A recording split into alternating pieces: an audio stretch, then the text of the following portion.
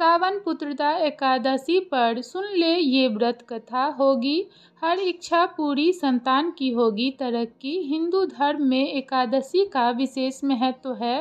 भगवान विष्णु को समर्पित इस दिन विधिवत पूजा करने के साथ साथ व्रत रखने का सुख समृद्धि धन संपदा के साथ साथ संतान सुख की प्राप्ति होती है। इस दिन मनचाही इच्छा भी पूरी होती है। ऐसे ही सावन मास की शुक्ल पक्ष की एकादशी को पुत्रदा एकादशी कहा जाता है।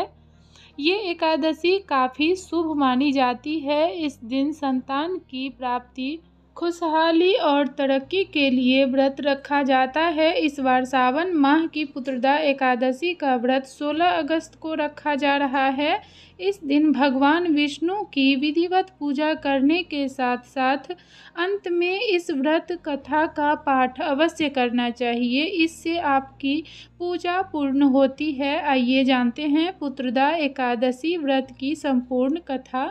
इस एकादशी के महत्व के बारे में स्वयं श्री कृष्ण ने अर्जुन को बताया था। अर्जुन ने एकादशी के महत्व के बारे में सुनते हुए श्री कृष्ण से पूछा, हे प्रभु, मुझे अब आप सावन माह की शुक्ल पक्ष की एकादशी की कथा सुनाने की कृपा करें। इसके बाद श्री कृष्ण ने कहा, हे धनुर्धर, सावन मास की शुक्ल पक्ष की एकादशी की कथा को सुनने मात्र से अनंत यज्ञ के बराबर फलों की प्राप्ति होती है।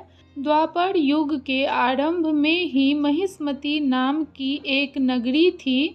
इस नगरी में महीजीत नाम का राजा का राज्य था, जो बड़ा ही शांति एवं धर्म प्रिय था, लेकिन उसको कोई संतान नहीं थी, जिसके कारण वह काफ़ी परेशान रहता था। अपनी वृद्धावस्था आते देख राजा ने प्रजा को प्रतिनिधियों को बुलाया और उनसे कहा कि हे प्रजाजनों, मेरे खजाने में किसी भी प्रकार का अन्याय या पाप के द्वारा एकत्र किया हुआ धन नहीं है। न ही मैंने कभी देवी देवता और ब्राह्मणों का धन छीना है। किसी दूसरे की धरोहर भी मैंने नहीं ली। मैंने हमेशा प्रजा को अपने पुत्र के समान माना है और उनको पाल रहा हूँ। मैं अपराधियों को पुत्र तथा बांधवों को तरह दंड देता हूँ। कभी किसी से घृणा नहीं की, सबको समान माना है। सज्जनों की सदा पूजा करता हूँ। इस प्रकार धर्मयुक्त राज करते हुए भी मेरे पुत्र नहीं हैं, सो मैं अत्यंत दुख पा रहा हूँ। इसका क्या कारण है? राजा महीजीत की इस बात को विचारने के लिए मंत्री तथा प्रजा के प्रतिनिधि वन को गए। वहाँ बड़े बड़े ऋषि मुनियों के दर्शन किए। राजा की उत्तम कामना की पूर्ति के लिए किसी श्रेष्ठ तपस्वी मुनि को देखते फिरते रहे। एक आश्रम में उन्होंने एक अत्यंत वयोवृद्ध धर्म के ज्ञाता बड़े तपस्वी, परमात्मा में मन लगाए हुए निराहार, जितेंद्रिय, जितात्मा, जित क्रोध, सनातन धर्म के गुण तत्वों को जानने वाले समस्त शास्त्रों के ज्ञाता महात्मा लोमस मुनि को देखा, जिनका कल्प के व्यतीत होने पर एक रोम गिरता था।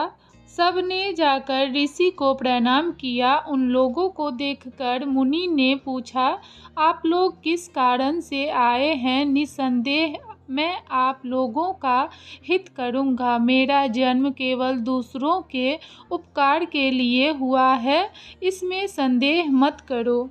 लोमस ऋषि के ऐसे वचन सुनकर सब लोग बोले, हे महर्षि, आप हमारी बात जानने में ब्रह्मा से भी अधिक समर्थ है, अतः आप हमारे इस संदेह को दूर कीजिए। महिष्मती पुरी का धर्मात्मा राजा महीजीत प्रजा का पुत्र के समान पालन करते हैं, फिर भी वह पुत्रहीन होने के कारण दुखी है। उन लोगों ने आगे कहा कि हम लोग उनकी प्रजा है, अतः उनके दुख में हम भी दुखी हैं। आपके दर्शन से हमें पूर्ण विश्वास है कि आप हमारा यह संकट अवश्य दूर हो जाएगा, क्योंकि महान पुरुषों ने दर्शन मात्र से अनेक कष्ट दूर हो जाते हैं। अब आप कृपा करके राजा के पुत्र होने का उपाय बताइए। यह वार्ता सुनकर ऋषि ने थोड़ी देर के लिए नेत्र बंद किए और राजा के पूर्व जन्म का वृत्तांत जानकर कहने लगे कि यह राजा को पूर्व जन्म में एक निर्धन वैश्य था। निर्धन होने के कारण इसने कई बुरे कर्म किए। यह एक गांव से दूसरे गांव व्यापार करने जाया करता था।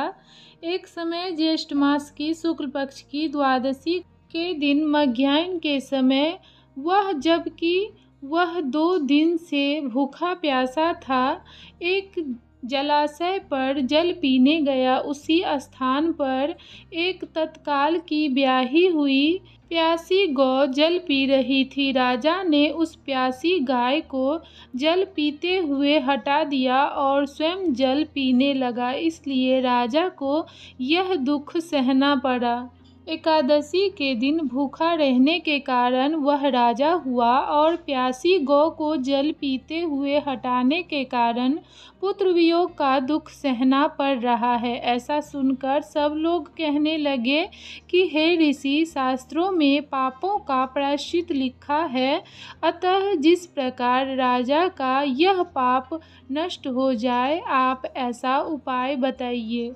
लोमस मुनि कहने लगे कि सावन शुक्ल पक्ष की एकादशी को, जिसे पुत्रदा एकादशी भी कहते हैं, तुम सब लोग व्रत करो और रात्रि को जागरण करो, तो इससे राजा का यह पूर्व जन्म का पाप अवश्य नष्ट हो जाएगा, साथ ही राजा को पुत्र की अवश्य प्राप्ति होगी। लोमस ऋषि के ऐसे वचन सुनकर मंत्रियों सहित सारी प्रजा नगर को वापस लौट आई और जब सावन शुक्ल पक्ष की एकादशी आई तो ऋषि की आज्ञा अनुसार सब ने पुत्रदा एकादशी का व्रत किया और जागरण किया। इसके पश्चात द्वादशी के दिन इसके पुण्य का फल राजा को दिया गया। उस पुण्य के प्रभाव से रानी ने गर्भ धारण किया और प्रसव काल समाप्त होने पर उसने एक बड़ा तेजस्वी पुत्र उत्पन्न हुआ। इसलिए हे राजन, इस सावन शुक्ल पक्ष की एकादशी का नाम पुत्रदा पड़ा। अतः संतान सुख की इच्छा हासिल करने वाले इस व्रत को अवश्य करें। इसके महात्म्य को सुनने से मनुष्य सब पापों से मुक्त हो जाता है और इस लोक में संतान सुख भोग कर परलोक में स्वर्ग को प्राप्त होता है। इस तरह पुत्रदा एकादशी व्रत कथा समाप्त होती है। तो अगर वीडियो अच्छी लगी हो तो वीडियो को लाइक करें, शेयर करें और इसी तरह के वीडियोज़ देखने के लिए हमारे चैनल को सब्सक्राइब जरूर करें। धन्यवाद।